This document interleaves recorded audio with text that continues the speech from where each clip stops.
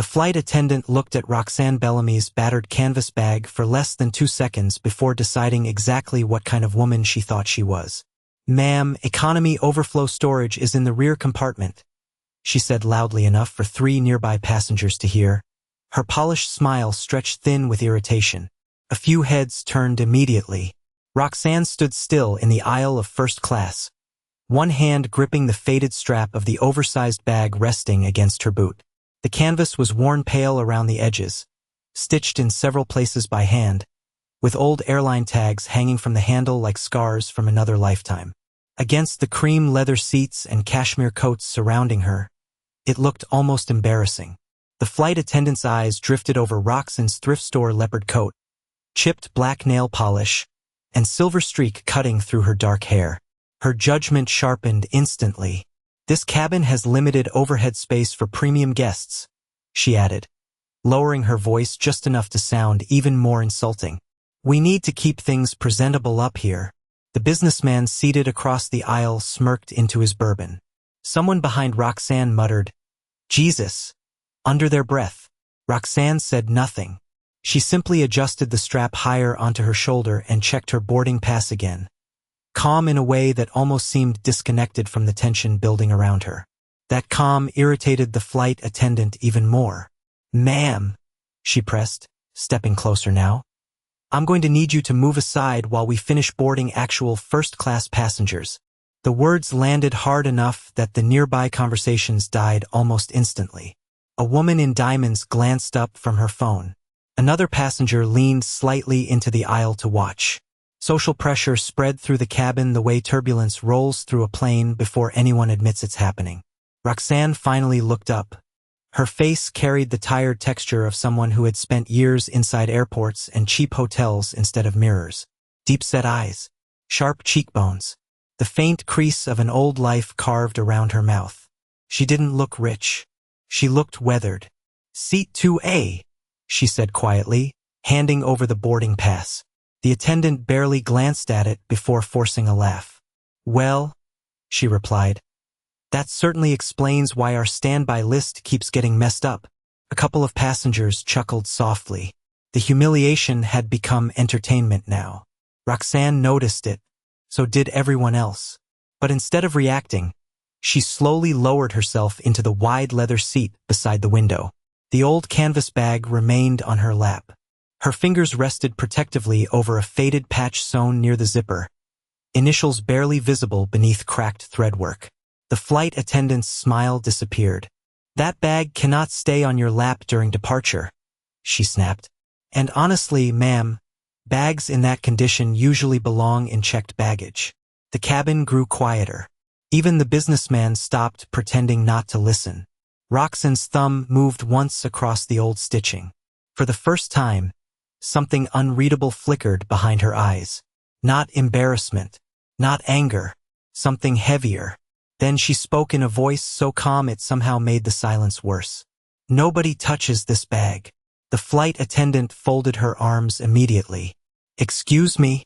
The engines outside rumbled softly against the darkening runway, while several passengers exchanged uncomfortable glances. And somewhere near the front galley, unseen by anyone in the cabin yet, the cockpit door quietly opened. The flight attendant held her posture for another second, waiting for Roxanne to apologize, explain herself, or shrink under the attention gathering around them. Instead, Roxanne leaned back slowly into the first-class seat and rested one weathered hand across the old canvas bag, as though the conversation had already ended. That quiet refusal shifted something inside the cabin. The passengers could feel it. The businessman across the aisle lowered his bourbon glass without realizing he had stopped drinking. A younger couple near the front exchanged glances. Even the woman in diamonds subtly removed her headphones. The social temperature had changed. The attendant's polished expression hardened. "Ma'am," she said more sharply now, "federal regulations require personal belongings to be properly stored before departure." Her voice carried farther this time, deliberate enough that nearby passengers would hear authority instead of irritation. Roxanne nodded once. "I know the regulations." The response was calm, almost absent-minded. but it carried an unsettling confidence beneath it. The attendant noticed it immediately. People who felt out of place usually became nervous under pressure. Roxanne did not. She only looked tired. Tired in the way flight crews sometimes looked after crossing too many time zones. Tired in the way old musicians looked after sleeping beside highways and airport terminals for years. Her fingers moved slowly along the edge of the faded patch stitched onto the bag. Worn initials. Cracked thread. Something deeply personal hidden beneath all that battered canvas. "Then you understand I can remove the bag myself if necessary," the attendant replied. A few passengers shifted uncomfortably at the escalation. Nobody liked watching someone get publicly cornered in first class. But nobody interrupted either, because status had gravity in places like this, and the uniform still carried more social power than the woman in the thrift store coat. Roxanne looked out the oval window toward the rain streaking the runway lights. "I said nobody touches it." There was no anger in her tone. Somehow that made it worse. The attendant opened her mouth to respond, but movement near the cockpit drew several eyes forward first. A senior captain stepped out into the aisle holding a tablet against his chest, while speaking quietly to another crew member. He looked exhausted, silver-haired, broad-shouldered, with the posture of a man who had spent 30 years inside pressurized cabins and turbulence. At first he barely glanced toward first class. Then he saw the bag. His steps slowed immediately. Not Roxanne. Not the seat assignment. The bag. His eyes locked onto the faded airline tags hanging from the handle, one nearly 20 years old. The room did not notice the subtle change in his expression yet, but the younger flight attendant beside him did. "Captain?" she asked softly. He ignored her completely. His attention stayed fixed on the old stitched initials near the zipper. "RB." The cabin had gone unusually still now, filled only by the low vibration of the aircraft and the distant clatter of luggage bins closing farther back in economy. The attendant standing over Roxanne crossed her arms again, still unaware something had shifted beneath her feet. "Sir," she said toward the captain with controlled annoyance. "This passenger is refusing compliance regarding baggage storage." The captain finally looked up from the worn canvas bag to Roxanne's face. For one suspended moment, confusion crossed his features first. Then recognition hit him so suddenly that all the color drained from his face. He froze mid-step in the aisle. The room felt it instantly. Roxanne met his eyes without surprise, almost like she had been expecting this moment since boarding began. And when the captain finally spoke, his voice came out quieter than anyone expected. "Miss Bellamy?" The flight attendant blinked twice, her authority cracking for the first time since boarding began. "You know this passenger?" she asked carefully, though the edge in her voice had already softened. The captain did not answer immediately. His eyes remained fixed on Roxanne and the old canvas bag resting against her coat. Something about the sight clearly unsettled him. Around them, the cabin had fallen into the kind of silence people only notice after noise suddenly disappears. Even the low hum of conversations from farther back seemed distant now. Roxanne tilted her head slightly. "It has been a while, Daniel." The captain let out a quiet breath through his nose, almost disbelieving. 20 years, he said. "Maybe more." The flight attendant's posture stiffened.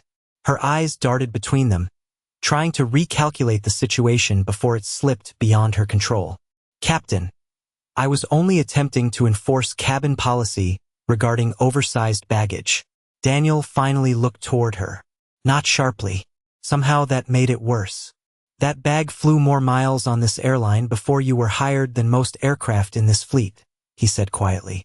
The attendant stared at him, unsure whether he was joking. He was not. The businessman across the aisle slowly lowered his drink onto the tray table. A young consultant near the window stopped typing on his laptop entirely. Roxanne shifted slightly in her seat, visibly uncomfortable with the attention now turning toward her instead of against her. "Daniel," she said calmly, "you do not need to do this." But the captain was already looking back at the old stitched initials on the bag. His expression carried the strange respect reserved for ghosts and legends. "Robert Bellamy carried this thing through cargo storms over the Pacific. he murmured. Every pilot in the old freight division knew that bag. The flight attendant's face drained of color little by little. The name meant nothing to her yet, but the tone clearly did. The woman in diamonds slowly removed her glasses. Another passenger leaned subtly into the aisle.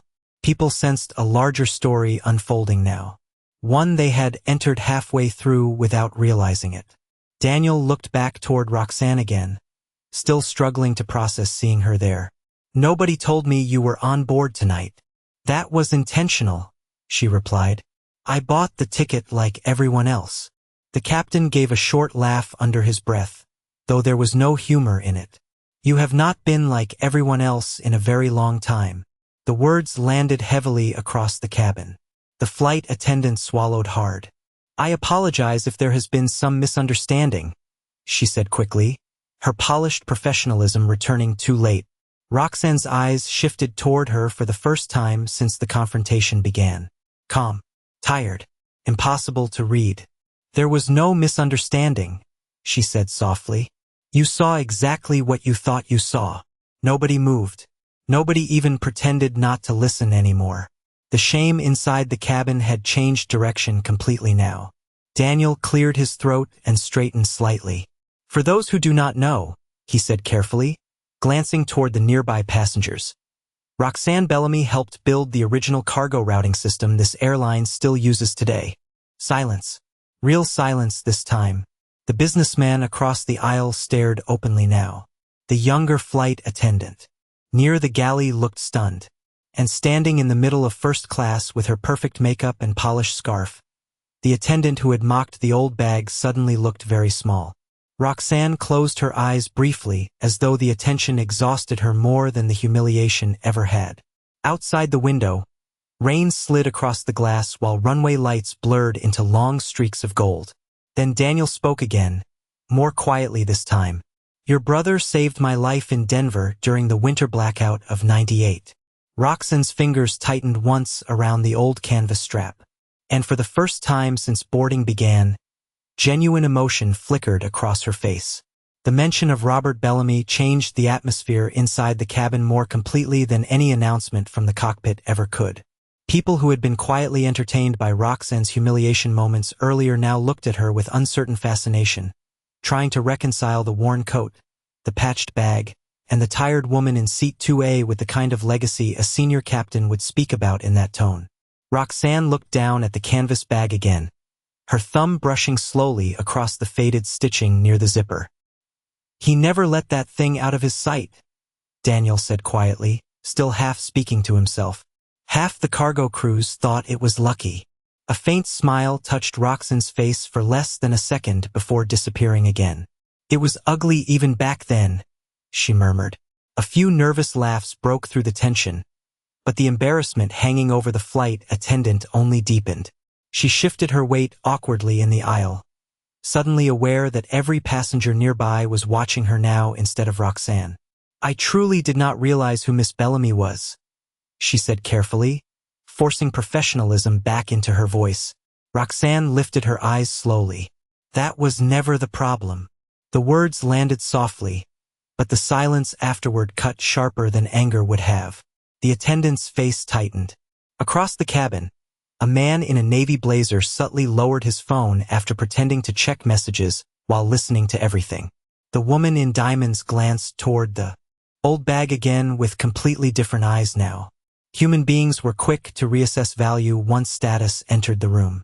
Roxanne had seen that her entire life. Daniel finally stepped closer into the aisle beside her seat. "You disappeared after Robert passed," he said gently. "A lot of people wondered what happened to you." Roxanne leaned back against the leather headrest, exhaustion settling deeper into her features. "I got tired of boardrooms." Her answer sounded simple, but there was history buried beneath it. Daniel nodded slowly like someone who understood far more than the cabin did. Because years earlier, before the airline became polished and corporate and obsessed with premium branding, the Bellamy siblings had helped keep the company alive during its roughest years. Most younger employees no longer knew their names, but older pilots did. Older mechanics did. The people who remembered the cargo era still spoke about them quietly. Roxanne noticed the passengers listening and gave a faint shake of her head. You are making this bigger than it needs to be. No, Daniel replied carefully. Some people in this company forgot what built this airline in the first place. The flight attendant looked down immediately after hearing that. The words were not shouted. They did not need to be. Shame traveled farther in quiet voices. A notification chimed softly overhead while the cabin lights dimmed slightly for departure preparations. Still, nobody returned to their conversations. The tension held. Daniel glanced once more toward the bag. You still carry it everywhere? Roxanne's expression changed again. Smaller this time. Sadder. It is the last thing my brother touched before his final flight. The cabin went still all over again. Even the attendant looked visibly shaken now. Roxanne rested both hands over the old canvas gently, protectively. Every airport worker tried to throw it away at least once, she added with dry humor. Robert used to get furious. Daniel laughed quietly, though emotion roughened his voice. That sounds exactly like him. For a moment, the atmosphere softened. Then movement from farther up the aisle pulled everyone's attention again. A sharply dressed man from corporate operations had entered first class after boarding closed, holding a tablet against his chest. He stopped the second he saw Roxanne Bellamy sitting in seat 2A. And unlike the captain, he went completely pale. The man from corporate operations recovered quickly enough to force a professional smile onto his face, but the shock in his eyes remained impossible to hide. He adjusted his tie as he approached the aisle, tablet pressed tightly against his chest like something suddenly very important. Miss Bellamy, he said carefully, his tone carrying the strained politeness of someone speaking to far more power than he expected to encounter tonight. We were informed you preferred complete discretion during your travel.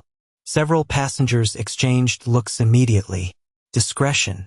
The word alone changed how people saw Roxanne sitting there in the faded leopard coat. The flight attendant's posture stiffened beside the aisle. She had spent the last 20 minutes treating Roxanne like an inconvenience that slipped into first class by mistake. Now every sentence spoken around her only widened the gap between appearance and reality. Roxanne rubbed a hand tiredly across her forehead. I did request discretion, she replied quietly, which usually works better when nobody starts insulting my luggage.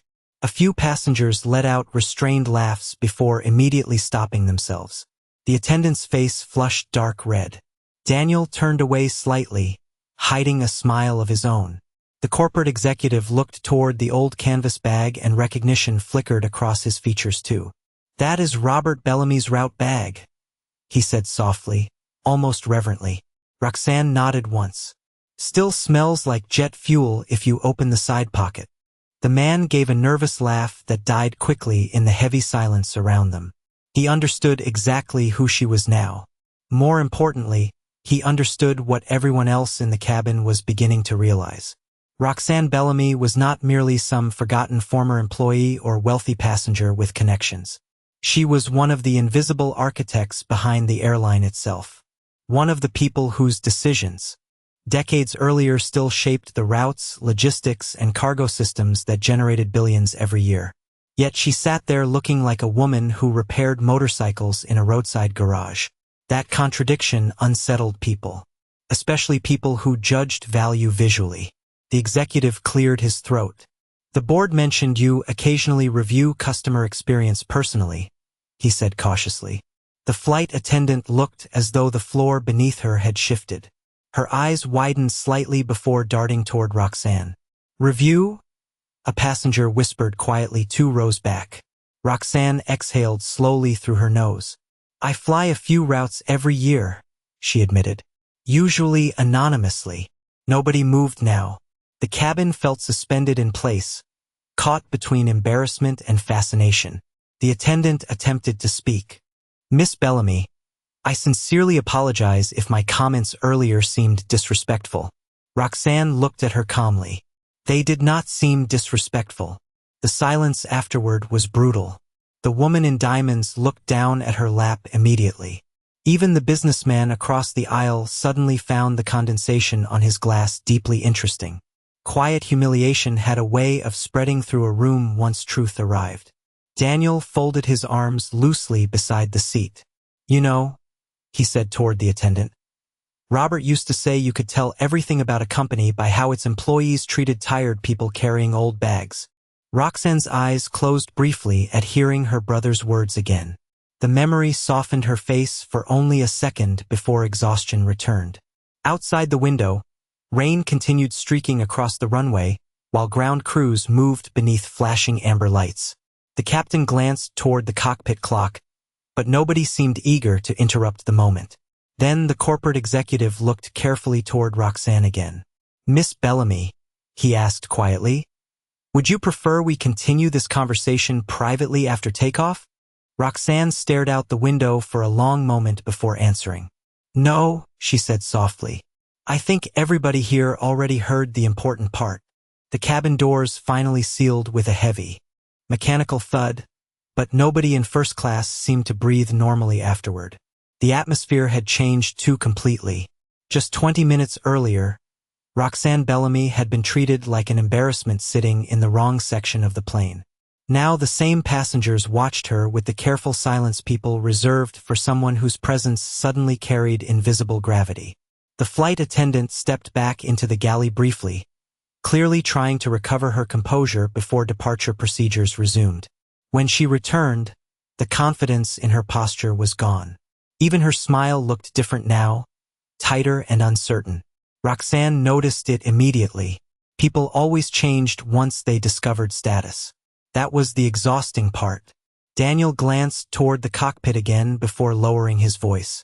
Operations is already panicking upstairs, he said quietly. Word travels fast. Roxanne gave a dry laugh under her breath. That is exactly why I avoid these visits. The corporate executive shifted awkwardly nearby. With respect, Miss Bellamy, most employees have no idea who you are anymore. Roxanne turned her head slowly toward him. I know. There was no bitterness in the answer. Somehow that made it heavier. The younger flight attendant near the front galley had been silently watching everything unfold. Unlike the others, her expression carried genuine curiosity instead of fear. She finally stepped forward hesitantly with a bottle of water in trembling hands. Miss Bellamy, she said softly, can I get you anything before takeoff? Roxanne looked surprised for the first time all evening. The younger woman could not have been older than 24. Nervous eyes, slightly crooked scarf. The kind of employee still knew enough to care what passengers felt instead of how they appeared.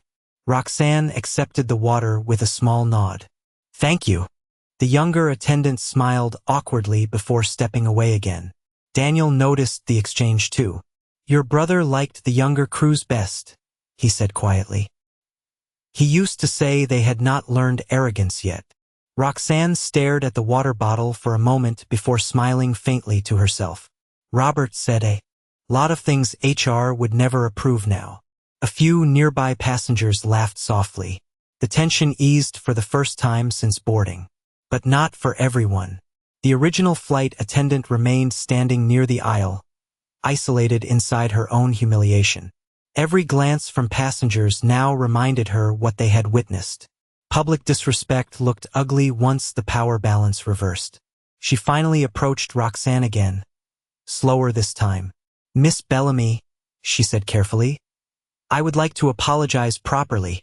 Roxanne looked up at her calmly but did not speak. The attendant swallowed hard under the silence. I judged you based on your appearance, she admitted quietly. And I was wrong. The cabin listened without pretending otherwise. Roxanne studied the woman for several long seconds. Not cruelly, not triumphantly, just thoughtfully. Do you know why this airline used to outperform every competitor during winter cargo seasons? She asked softly. The attendant blinked, confused by the question. No, ma'am.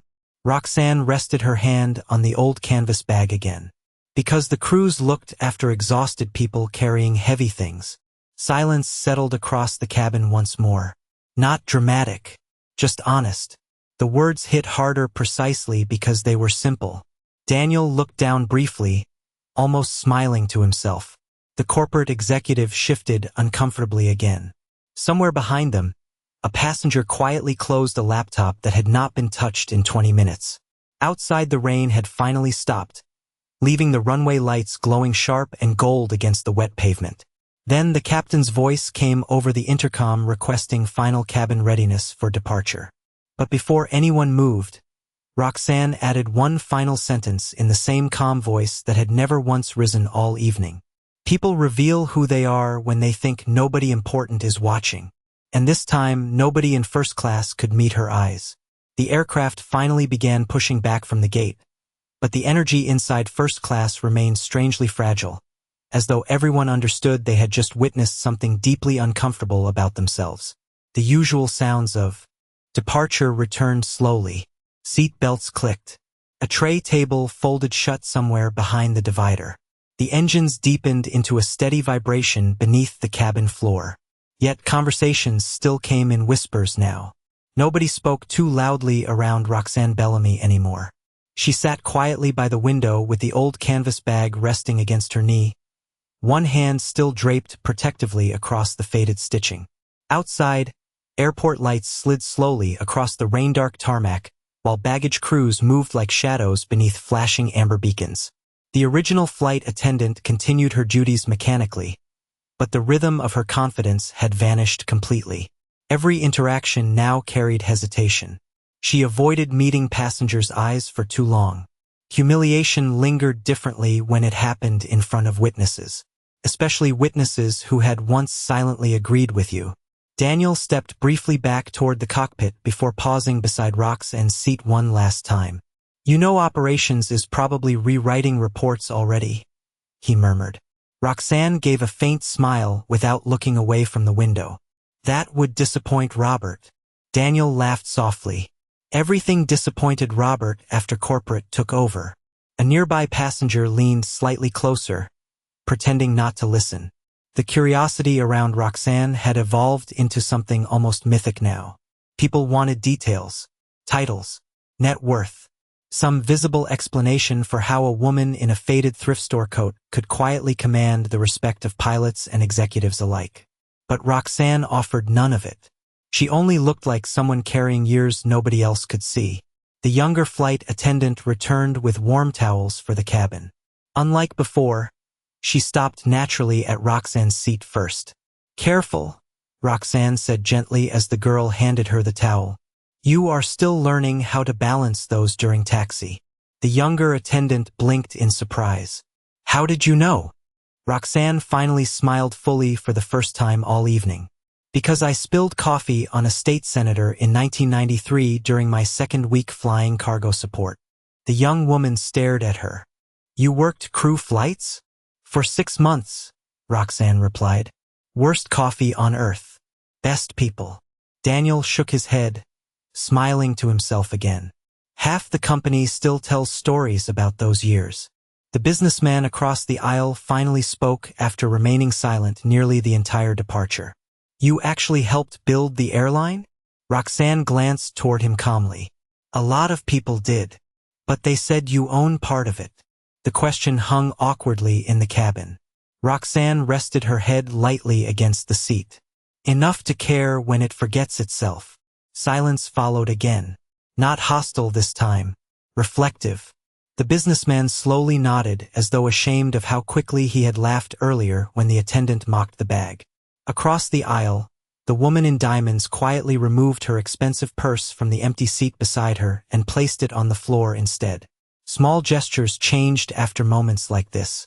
People became aware of themselves in uncomfortable ways. The aircraft turned toward the runway, while cabin lights dimmed lower for takeoff. The city beyond the glass blurred into gold and black reflections against the wet ground. Then the original flight attendant approached Roxanne's seat one final time before they reached the runway threshold. Her voice was quieter now than at any point during the flight. "Miss Bellamy," she said carefully, "I was wondering if there is anything I can do to make this right." Roxanne looked at her for several long seconds while the engines began building power beneath the cabin. Then she glanced down at the old canvas bag resting against her leg. "Take care of tired people," she said softly, "especially the ones carrying ugly bags." The attendant swallowed hard. And as the aircraft surged forward into the rainlit night, nobody in first class laughed this time. The plane climbed steadily through thick clouds, and for the first time since boarding, the cabin settled into a quieter rhythm. Soft reading lights glowed above leather seats, while the city below disappeared beneath layers of rain and darkness. But the emotional weight inside first class had not fully lifted. It lingered in small things now, in lowered voices, in passengers suddenly saying thank you more carefully to the crew, in the way nobody looked at Roxanne Bellamy casually anymore. She sat with one boot tucked slightly beneath the seat, the old canvas bag resting upright beside her like an old traveling companion that had outlived entire eras. The younger flight attendant returned again during beverage service, calmer this time. "Coffee?" she asked gently. Roxanne nodded. "Black." The girl handed over the cup carefully with both hands. "I asked maintenance about the old cargo routes," she admitted quietly. "One of them was called the Bellamy Corridor." Roxanne gave a tired half-smile. Robert hated that name. Why? He thought it sounded like a law firm. The younger attendant laughed before catching herself. Nearby passengers smiled too, relieved by the warmth slowly returning to the cabin. Across the aisle, the businessman finally leaned forward slightly. "Miss Bellamy," he said carefully, "I owe you an apology too." Roxanne looked up from the coffee. "For what?" He hesitated. "I laughed earlier." The honesty in his voice quieted the surrounding passengers immediately. He glanced toward the old bag beside her seat. "I saw what everyone else saw." Roxanne studied him for a moment before nodding once. "Most people do." There was no cruelty in the answer, only truth. The man looked down at his hands. "Still does not feel good knowing it." Roxanne took a slow sip of coffee before responding. "That feeling is usually where better behavior starts." The woman in diamonds beside the window gave a faint smile at that. Small shifts continued moving quietly through the cabin now, almost invisible unless someone paid attention. People straightened differently, spoke softer, looked at the crew more directly when thanking them. Shame, when handled without cruelty, sometimes left room for dignity afterward. The original flight attendant remained quieter than everyone else. She completed service professionally, but the earlier confidence never returned. Several times Roxanne noticed her stopping herself before making quick assumptions about passengers. One elderly man in a wrinkled denim jacket struggled, lifting his carry-on into the overhead bin, and before anyone else moved, the attendant stepped forward to help him personally. Roxanne watched silently. Daniel emerged briefly from the cockpit once cruising altitude stabilized. "Smooth skies ahead," he announced lightly toward the cabin before his eyes drifted toward Roxanne again. Operations already sent 3 messages asking if they should prepare a formal reception in Seattle. A few passengers smiled nervously. Roxanne nearly groaned. "That is exactly the kind of nonsense Robert warned about." Daniel laughed softly. "He also warned you that disappearing for 12 years would turn you into a myth." Roxanne looked out the window where moonlight now stretched silver across the clouds. "Good," she murmured. "Myths get left alone." Daniel's expression softened at that. He understood something most people on board did not. Roxanne Bellamy had not walked away from wealth because she hated success. She walked away because she missed ordinary human honesty, the kind that existed before people knew who you were, before every interaction bent itself around status. The original flight attendant slowly approached one final time after service ended. This time she did not force a polished smile. She simply looked tired and human. "Miss Bellamy," she said quietly, "thank you for not humiliating me back there." Several nearby passengers glanced up immediately at the raw honesty in her voice. Roxanne rested her hand lightly on the old canvas bag. "Public shame changes people," she said softly. "I did not need to add more." The attendant lowered her eyes briefly, visibly emotional now. And for the first time all night, Roxanne finally saw something different in her face. Not fear, not performance, understanding. By the time the plane began its descent into Seattle, The atmosphere inside first class barely resembled the cabin Roxanne Bellamy had boarded hours earlier. The sharp edges had softened. Passengers who once avoided eye contact with one another now exchanged quiet smiles during the final beverage service. The crew moved differently too. Slower, more attentive, less automatic. Somewhere over the mountains, the flight had stopped feeling like a luxury transaction and started feeling human again. Roxanne sat with her forehead resting lightly against the cool window glass while dawn slowly emerged beneath the clouds. Pale blue light spilled across the cabin, catching the silver streak in her dark hair and the worn stitching on the old canvas bag beside her.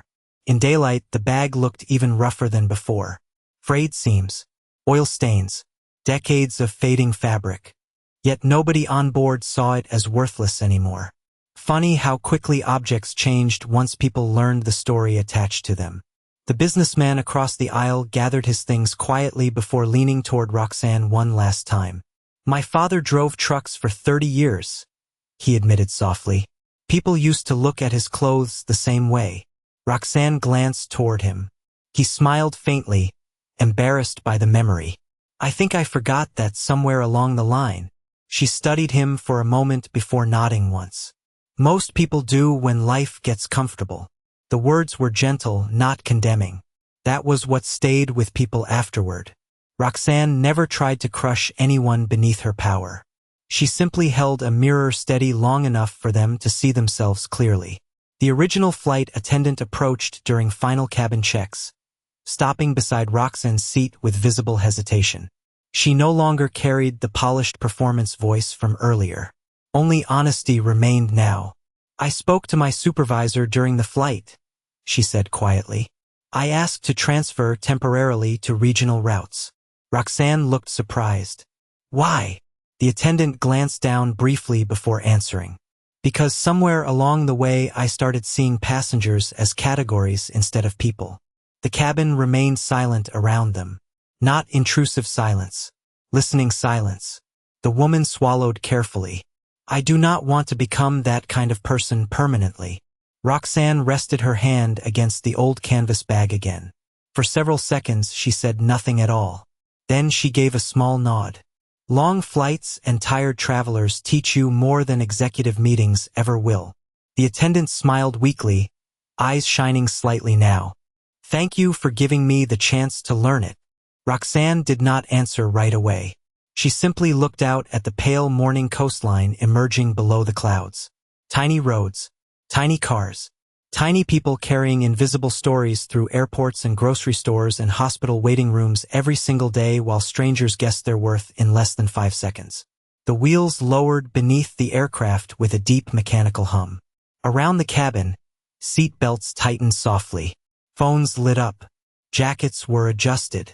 Ordinary life waited below them again. Daniel's voice came over the intercom one final time, calm and steady against the quiet cabin. "Ladies and gentlemen, welcome to Seattle." Roxanne closed her eyes briefly at the familiar sound of landing gear locking into place. Her brother used to love that sound. Said it meant people were getting home. As the plane touched down smoothly against the wet runway, the passengers in first class remained strangely quiet. Nobody rushed to stand. Nobody pushed impatiently into the aisle. And when Roxanne finally rose from seat 2A with the old canvas bag hanging from her shoulder, several people moved aside instinctively to let her pass. Not because she owned part of the airline. Not because executives knew her name. But because somewhere between takeoff and landing, an old worn bag had reminded an entire cabin how easy it is to mistake dignity for something cheap.